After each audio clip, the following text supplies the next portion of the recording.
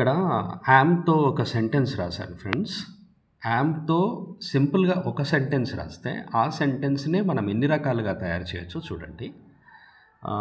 ఇక్కడ చూడండి. First sentence ఏముంది?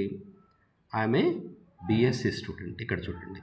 I am a BSc student. I am a BSc student అంటే అర్థం ఏంటి? అది పాజిటివ్ సెంటెన్స్ అనమాట. పాజిటివ్ సెంటెన్స్ దేన్ని తెలుపుతుంది? క్వాలిఫికేషన్ని తెలుపుతుంది. అతను ఏం చదువుతున్నాడు అన్నది తెలుపుతుంది అనమాట. సో ఈ సెంటెన్స్ని మనం ఎన్ని రకాలుగా చేయొచ్చో ఒకసారి చూడండి. ఇది తెలుగులో కూడా నేను రాశాను మీనింగ్స్ ఈజీగా అర్థం కావడం కోసము. నేను ఒక బీఎస్సీ విద్యార్థిని.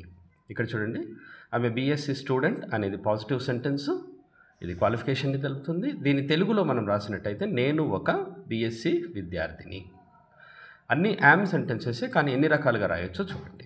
సెకండ్ సెంటెన్స్ చూడండి, I'm not a BSc student. ఇది నెగిటివ్ సెంటెన్స్. ఇప్పుడు ఇక్కడ ఫస్ట్ వచ్చేసి పాజిటివ్ సెంటెన్స్, తర్వాత వచ్చేసి నెగిటివ్ సెంటెన్స్. ఇదేమో నేను చదువుతున్నాను అని చెప్తున్నాడు, ఇదేమో నేను చదవడం లేదు అని చెప్తున్నాడు. ఇక్కడ ఏమంటున్నాడు? నేను బీఎస్సీ విద్యార్థిని కాదు అని చెప్తున్నాడు అనమాట. దీన్నే ఇక్కడ చూడండి హెచ్విక్యూ అని ఉంది. హెచ్విక్యూ అంటే ఏంటంటే హెల్పింగ్ వర్బ్ క్వశ్చన్ అనమాట. Helping verb question is nothing but, ఎప్పుడైనా గుర్తుపెట్టుకోండి, ఎస్ ఆర్ నో క్వశ్చన్ అనమాట.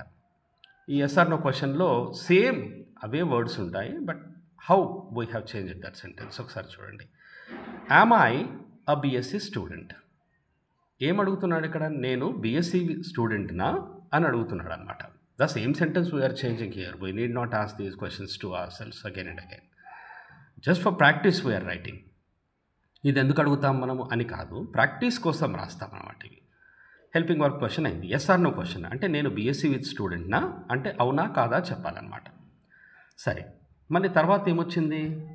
What am I. What am I అని వచ్చింది. ఇదేమవుతుంది? ఇక్కడ WH వర్డ్ వచ్చింది, ఇది WH క్వశ్చన్ అనమాట.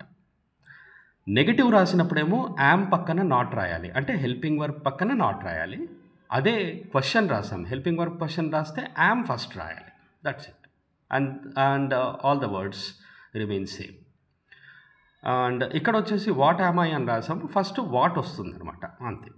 ఇక్కడ మీనింగ్ ఏమొస్తుందంటే నేను అసలు ఏంటి, నేను అసలు ఏంటి అని, లేదా నేను అసలు ఎవరు అని కూడా అనొచ్చు. ఆ సెంటెన్స్ని పెద్ద ఇష్యూ కాదు అది. ఎప్పుడు కూడా పర్ఫెక్ట్గా ట్రాన్స్లేట్ చేయడానికి ట్రై చేయకండి, అది కరెక్ట్ మీనింగ్ రాదు. ఇదే సెంటెన్స్ని ఇంకొక వర్డ్తో రాద్దాం. ఇది వాట్ కదా, ఓన్లీ వాట్ ఒకటే లేదు, we have many words, WH words.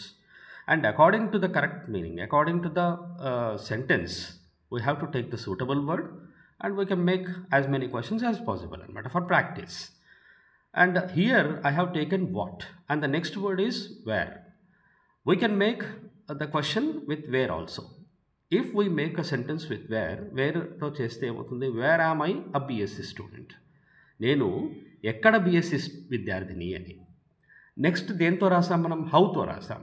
How am I a BSc student. దీని తెలుగులో చూస్తే నేను ఎలా BSc విద్యార్థిని, నేను BSc విద్యార్థిని ఎలా అని అర్థం అన్నమాట. ఇంకొక వర్డ్ వచ్చేసి ఫర్ హూమ్ అనేది కూడా మనము రాసాం. For whom am I a BSc student. తెలుగులో చూస్తే నేను ఎవరి కోసము బీఎస్సీ విద్యార్థిని అని అర్థం అనమాట. నెక్స్ట్ వచ్చేసి హూ యామ్ ఐ అని వచ్చింది. ఇది ఫేమస్ సెంటెన్స్. ఎక్కువగా యామ్తో ఎక్కువ క్వశ్చన్స్ మనం చేయలేము, WH వర్డ్స్ తీసుకొని. ఇక్కడ నేను ఎవరు అని యామ్ వచ్చింది చూడండి. యామ్ వస్తే ఎక్కువ రాయలేము అనమాట, అదే వేరే వర్డ్స్తో రాయొచ్చు. నెక్స్ట్ వర్డ్ చూడండి, what for am I a BSc student. నేను ఎందుకోసము బీఎస్సీ విద్యార్థిని అని. వాట్ ఫర్ అంటే ఎందుకోసము అని. సో ఇది కూడా క్వశ్చనే. ఇక్కడ ఒక పాయింట్ ఏంటంటే WH ప్రశ్నలు ప్రాక్టీస్ చేయడంలో చాలా సహాయం చేస్తాయి అన్నమాట. మనము ప్రాక్టీస్ కోసమని సెంటెన్సెస్ రాస్తాం, అలా మనల్ని మనము ఆడుకోవాలని ఏమీ లేదు. ఇది యామ్ సెంటెన్సెస్ అనమాట. సో ఒక్క సెంటెన్స్, యాక్చువల్గా ఇది ఏంటి, మెయిన్ సెంటెన్స్ ఒకటే అన్నమాట. ఈ సెంటెన్స్ని మనము we have taken different WH words and we have made all these questions అనమాట. Okay, thank you. And next వీడియోలో ఇంకొకటి చూద్దాము. మీరు సబ్స్క్రైబ్ చేస్తూ సపోర్ట్ చేయాలి మై డియర్. చాలా క్లాసెస్ ఉంటాయి కదా, మీ సపోర్ట్ చేయకపోతే ఎలా? ఎనీహౌ, బాగా అనిపిస్తే లైక్ చేయండి. Thank you.